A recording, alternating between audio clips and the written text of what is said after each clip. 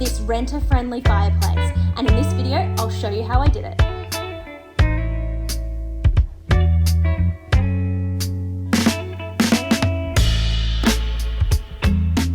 I'm back in my blue room. We did a really cheap makeover of this room just to temporarily make it nice before we do a bigger renovation. And since then, I seem to always do my little projects and put them in this room. So at the moment we have the disco balls, the lamp that I made out of a single piece of wood veneer, and then also these stools that I made 2 of them. I often look in this room and admire the things that I've made, but as I continue to add things that I personally think are treasures, what stands out to me is the fireplace. It's fine, our other fireplace is way uglier, but this one just next to the sort of brightness of these white stools and the blue and all of the things going on in this room, it's just the most basic part of the room. I really want to make the fireplace kind of something that looks cool instead of looks fine, you know? One of the reasons why I'm really thinking about this is because this fireplace doesn't even work. It only like visually works. I'll turn it on, hang on. It's on. This is what it looks like. And like it's fine. It actually creates a bit of a vibe in the winter time. It's just calling out for a project. So obviously I can't spend a lot of money because it's all temporary, but also thinking about the fact that these stools, this particular shade of white just looks really good in this room. I don't know, it feels like an alive color of white. You know how white can sometimes be a bit dead?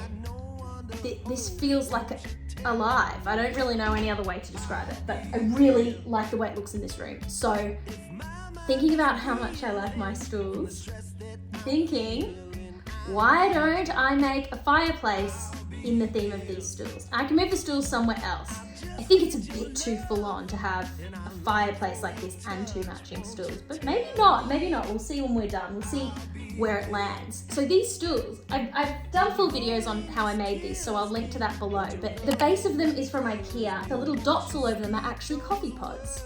So that was a cute little way to use some rubbish, and I really, really love them. So I want to keep in the theme of this, keep inspired by it and get this kind of look, but for a fireplace. So my idea is to really copy this kind of shape. So what's important about it is this blockish shape. Look how crooked that I did those ones. It's not very good, but you can't tell when it's down. So I want to copy the blockish shape of this, and especially having the pods going across the front, but also down inside. So with the shape of a fireplace, my idea would be to put them on the front, on the sides, and then inside the sort of opening. Now I don't think I'm going to do any actual fireplace. I think I'm just going to have it black inside, and because honestly I can't find any electric fireplaces that don't look stupid. Like they all look bad. So I'd rather just have nothing. I do like the glow of a fire. So if you know of a decent, simple electric fireplace that would be like cheap and easy to put in here, please comment below. I'm very interested, and I'm gonna make this in a way that I could add one in if I found a good one. So the plan is to create the shape and be able to put it just in front of this. I wanted to rip this out, but Perry doesn't want me to now. So I've got to work within my limitations. I'm gonna have to work with the idea that I have to put it like as a sort of mask on this. So how am I gonna do it? I've been doing some thinking about it. The first thing I really need to figure out is the structure and the shape of it. How can I achieve that? I was thinking about ordering some cut wood so that I don't have to buy like a thing to cut it.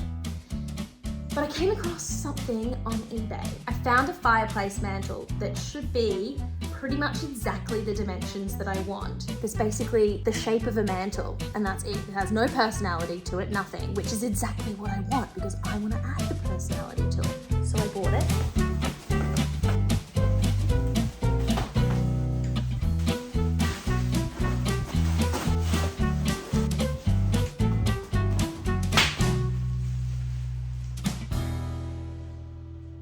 Now don't worry, my disco balls are safe. This is all very temporary. Don't get stressed about how ugly this looks. But the idea of having the disco balls like over books is quite appealing to me. And like if I got a good setup with nice books and all arranged properly, I think this could look quite cool. So maybe we got some more disco ball projects ahead, don't I? Okay, so my plan is evolving already. It's quite amazing how perfectly this fits around the existing bottom of the fireplace. Maybe it's a sign that this is meant to happen. Looking at how far it sticks out, it makes me think, do I just build around this and maybe leave the opportunity to have the existing fireplace show through? Or maybe remove it, maybe put something sliding at the back or something? Now the outstanding thing at the moment is the depth. Obviously the front view, this is all quite working well, but what am I gonna do for the depth? So my idea is, instead of getting wood, which also needs to be cut and all those things, it's too hard for me, I'm gonna try getting plasterboard, like what you would use for walls, because you can cut that with a Stanley knife. I don't need anything heavy, I just need something that, you know, that just goes around the edge basically. This feels more substantial. It's gonna be a more significant thing in the room. And like if you look back here, like even that already kind of looks better actually, but it's gonna get cooler than this. It has to. I need it to be very, very cool.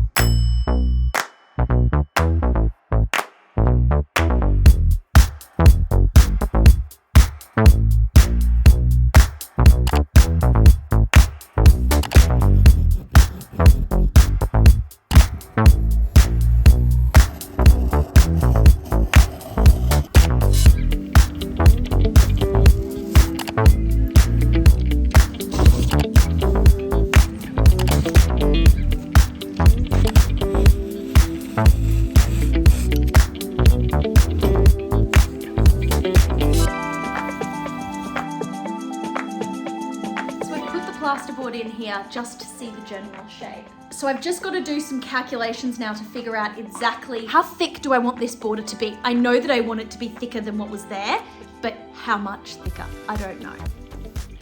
So I literally just took the dimension that was already there and doubled the thickness of it. So the existing thing that I bought was 20 centimeters thick, and now I've made the edge 40 centimeters thick. And I think that's about right. I think that's what I want. So I think this is right. I'm just gonna go with it. I'm gonna carve this out now. Next step will be to stick it onto the front and then refine the sides.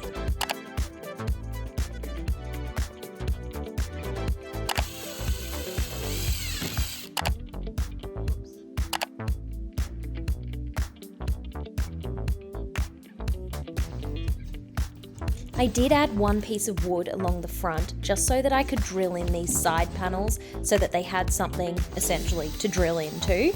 I don't think it's the end of the world if you can't find a simple enough mantelpiece to use as a base for this, because I actually considered using pieces of furniture like console tables or potentially pallets could work depending on your space and what you've got. So I think it's a good idea to be creative and try and use what you have access to, because you only really need a frame to create the shape.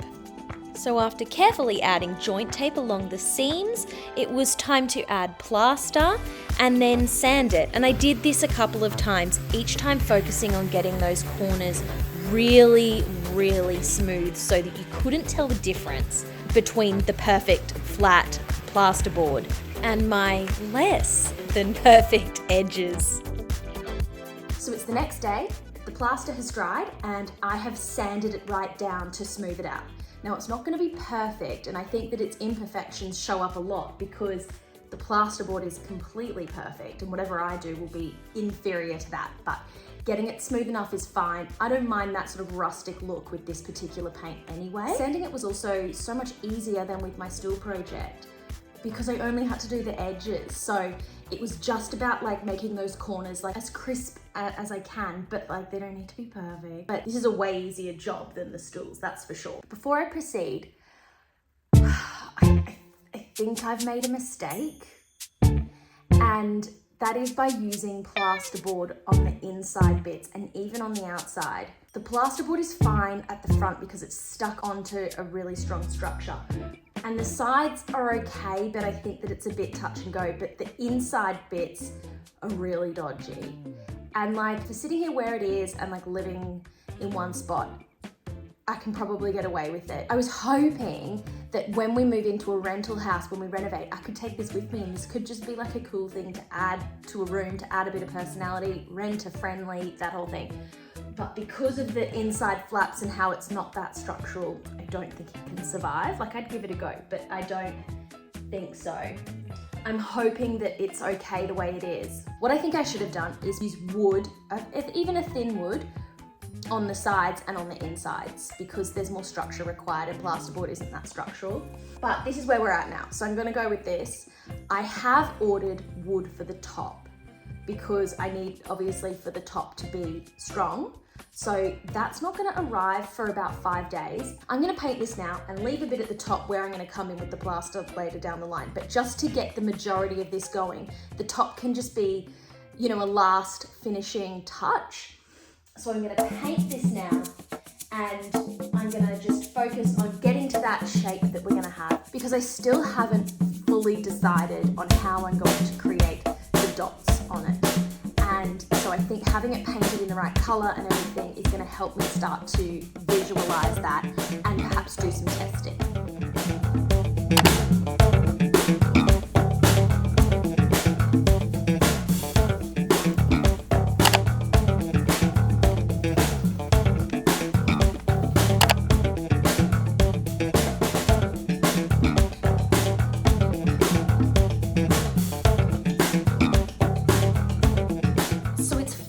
Time for me to make a decision on what I do for the pods of this. I want to copy the idea of the stools that I made, but I don't want to necessarily make it too much of a copy, and I certainly don't want it to not make sense with the size of it.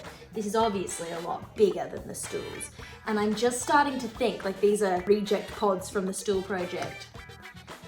I just think like, I think these aren't big enough. I don't really want to do like 2 rows. They're just too small. So I need to get bigger ones. So how do I do that? They don't make any other sizes of coffee pods. So how can I make these? I've been thinking about it. And plan A was coffee pods. That's not gonna work. Plan B was this thing that I saw the Sorry girls do. I'll link to the video below. They basically made a little dish out of plaster of Paris that they put into a balloon and then pressed down, and they made this really interesting organic shape. I thought that could look quite cool, a little bit different, like pressed in, like that could be cool. But I've been thinking about it and I don't think that's gonna work because I think it's gonna be too heavy. If I did them all over this, maybe? I just don't know. I just don't feel confident about it. So on to plan C is, how can I create my own shapes and my own sizes of them, but lighter? Well, if you've been watching my channel for a while, you're probably gonna guess it. I'm gonna try my old friend, expanding foam, because it's light and it still has that ability to like shape it however you want. It will essentially be like a mini disco ball project, because with the disco balls, I did the same thing and like carved it and shaped it and made it how I want. And so this will be kind of the same without disco tiles and just with putting paint on it and then sticking them on here, I think. So I can still go with like the original idea anyway. But then the next question is, how can I make them, they don't have to be identical size, but how do I make them even closely similar sizes so that it makes sense, you know?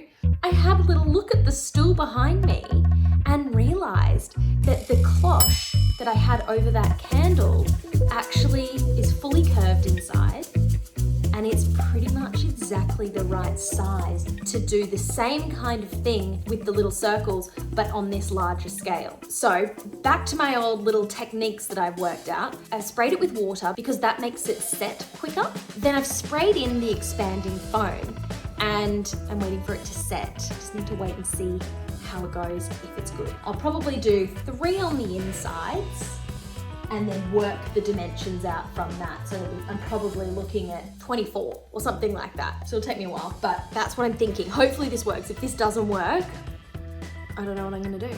It didn't take long to set, and I was pretty happy with the shape that had come out. So I just needed to remove it from inside, and I did that with a knife, just carefully sliding it down to sort of just break the suction. It comes out clean, but it's just suctioned so much in there, so you've just got to be a little bit patient. Not bad. Is this what I want? I don't know. So I think this looks quite good. Obviously I'd fill it in and it'd be smooth and everything. But I can't stop thinking about the option to do it with plaster. And I was thinking, If I made them really, really flat, they wouldn't be that heavy. If I did it thin, because it only needs to be like a flat little, like half of a donut is what I would like, you know?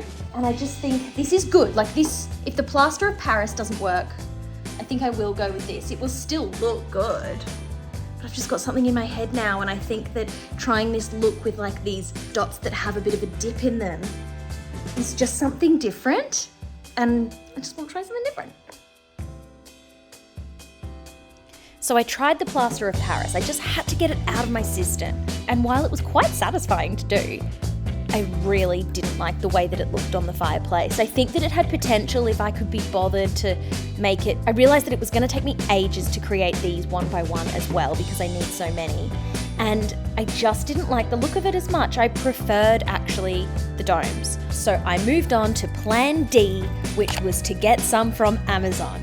These are pre-made styrofoam semi-spheres. I'll leave a link below to the exact ones I bought. So while I waited for them to dry, I had to work on the border of the actual electric fireplace because I didn't want that brass effect and I didn't want the stone to show through. I literally just got some sheets of wood that I had and I painted them black and just placed them either side because all I wanted to do was cover up that brass and the stone. I just wanted to see the fire surrounded by darkness because I think it made the whole thing look bigger. So we were getting really close at this point. It was just finishing touches. The wood for the top arrived, so I finished that off, and I found the perfect combination of boxes from around the house to make a base. This was perfect for covering up the last little bit of the stone at the bottom there. But that's not all I had planned for that spot. I bought a set of plastic balls on Amazon, I'll link to them below, and I just painted them. I wanted them to look like those stone fireplace balls, but I have no need for them to be made out of actual stone because the heating on this doesn't work, so this was totally fine.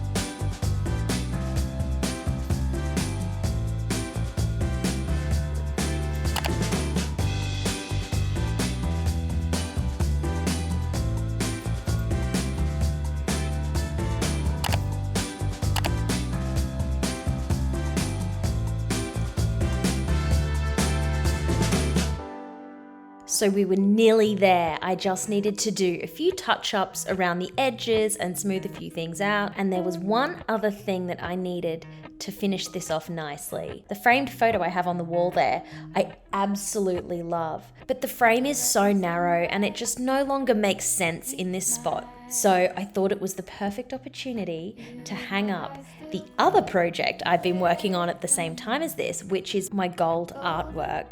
It's a wall hanging inspired by an incredible tapestry that I absolutely love. So once that video's up, there'll be a link to that as well. But in the meantime, it's time to show you the finished product of my fireplace. I follow only